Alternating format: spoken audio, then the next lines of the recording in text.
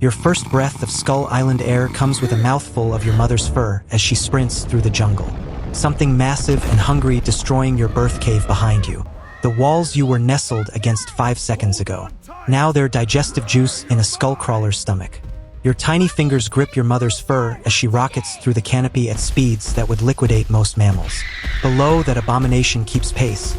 Its 2 muscled arms pulling its serpentine body forward with disturbing efficiency. 60 tons of evolutionary spite, and it wants you for breakfast. Your mother's heart hammers against your newborn body. A biological drum solo that means one thing: run or die. 3 minutes into existence, and you're already the co-star in nature's most twisted survival show. No commercial breaks, no stunt doubles, and the reviews are written in blood.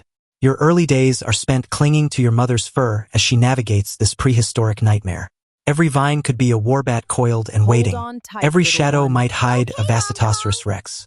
And don't even get me started on those psycho vultures that circle overhead, waiting for something to die.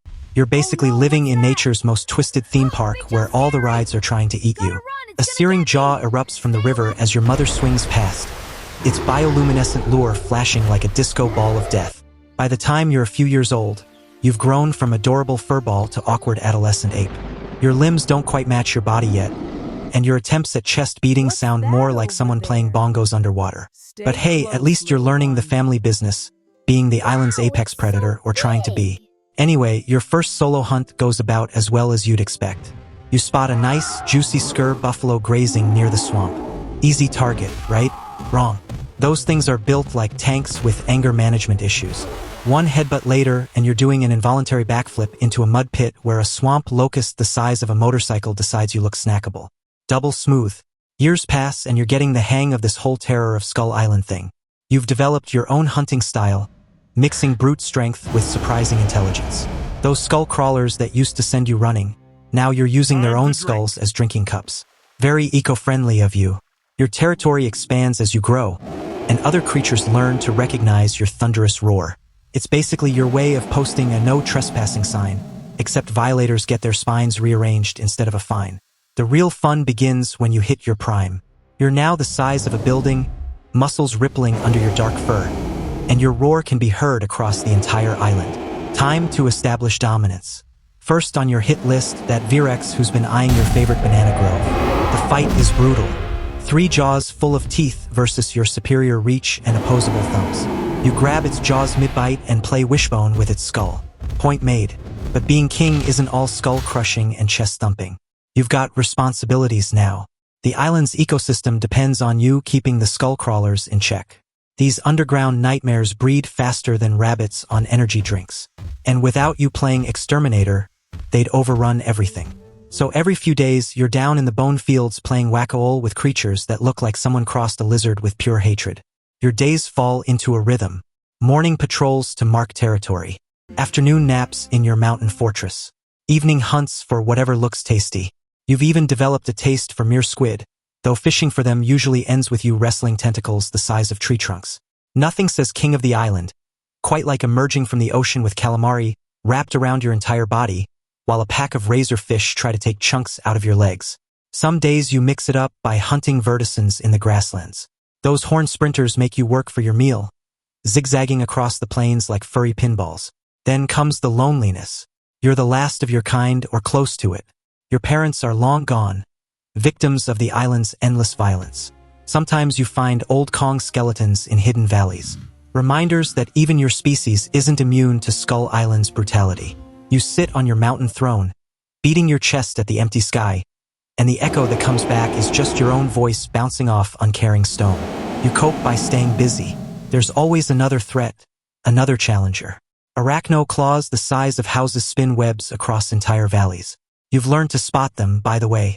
Leaf wings suddenly change direction mid-flight. One wrong step and you're wrapped up tighter than a Christmas present. Except the gift inside is you becoming spider food. So you've developed a technique. Grab a dead spore mantis and toss it in first. While the spider's busy wrapping its meal, you come in from above. Works every time. Though occasionally you have to deal with mother longlegs whose leg span could cover a basketball court. Those require a different approach, usually involving fire and a lot of running. The seasons blur together on Skull Island. There's hot and humid, followed by hotter and more humid. Storms roll in with winds that could toss lesser creatures around like toys. But you've learned to read the signs. When the pteranodons start flying inland, it's time to hunker down in your cave. You've furnished it quite nicely over the years with various trophies. Virex skulls make excellent doors stop. As you age, the fights get harder. Not because you're weaker, but because you're bigger, slower. Young skull crawlers dart between your legs, nipping at your heels. Death jackals hunt in coordinated packs, trying to hamstring you while you're distracted. You compensate with experience and cunning. Why chase when you can ambush? Why wrestle when you can use the environment? You've turned the island itself into your weapon, triggering rock slides to crush pursuing warbats and using hollow trees as clubs against rock critters that think your territory looks cozy. Your reputation spreads even to the island's edges. Sea creatures that usually stay in deep water give your coastline a wide berth. Flying creatures detour around your mountain. You're not just an animal anymore. You're a force of nature, as much a part of Skull Island as the volcanic peaks and primordial jungles. But even kings face challenges they can't punch away. Strange sounds echo from beyond the storm wall that surrounds your island. Metal birds occasionally fly overhead, too high for you to reach. You've noticed the island itself changing almost imperceptibly. Certain prey animals disappearing. New threats emerging from places that used to be safe. One day, you're doing your usual patrol when you catch a scent you've never encountered before. It's alien, artificial, mixed with fear and aggression. You follow it to the beach where strange objects have washed ashore. Shiny, angular things that don't belong in your world. You examine them with the curiosity of a scientist and the caution of a survivor. Whatever made these things might come looking for them. That night, you sit on your highest peak, looking out at the storm barrier that's protected your island for millennia. Lightning dances through the perpetual clouds, and for the first time in your long life, you wonder what lies beyond. Are there others like you out there? Or are you truly the last, doomed to rule an island of monsters until something finally gets lucky enough to take you down? A skull crawler erupts from the ground below, probably thinking you're distracted. Without even looking, you grab a boulder and pitch it like a fastball, crushing the creature mid-leap. Just another day in paradise. You beat your chest once, the sound rolling across your domain like thunder. And somewhere in the distance, something very large and very smart decides tonight's not the night to test the king. Tomorrow you'll wake up and do it all again. Hunt, fight, survive, rule. Because that's what Kongs do. That's what you do. Even if it means doing it alone on an island where everything's trying to kill you and you're running out of things worth killing. You scratch your back against your favorite rock. Yawn wide enough to swallow a leafwing whole and wonder if that strange metal thing you found might make a good back scratcher. Hey, even kings need their little comforts. A massive terrapus makes the mistake of flying too close.